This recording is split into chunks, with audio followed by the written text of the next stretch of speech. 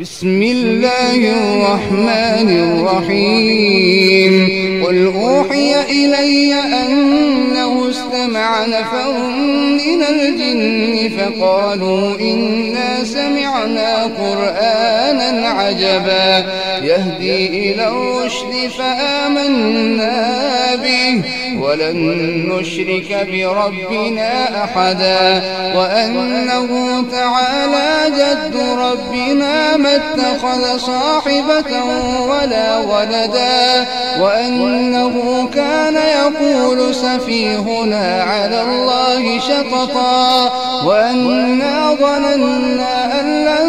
تقول الإنس والجن على الله كذبا وأنه كان رجال من الإنس يعوذون برجال من الجن فزادوهم رهقا وأنهم ظنوا كما ظننتم أن لن يبعث الله أحدا وأنا لمسنا السماء فوجدناها ملئت حرسا شديدا وشهبا وأنا كنا نقعد منها مقاعد للسمع فمن يستمع الآن يجد له شهابا رصدا وأنا لا ندري أشر أريد بمن في الأرض أم أراد بهم ربهم رشدا وأنا منا الصالحون ومنا دون ذلك كنا طرائق كددا وأنا ظننا أن لن نعجز الله في الأرض ولن نعجزه هربا وأنا لما سمعنا الهدى آمنا به فمن يؤمن بربه فلا يخاف بخسا ولا رهقا وأنا منا المسلمون ومنا القاسطون فمن أسلم فأولئك تحروا رشدا وأما القاسطون فكانوا لجهنم حطبا وأن لو استقاموا على الطريقة لأسقيناهم ماء غدقا لنفتنهم فيه ومن يعرض عن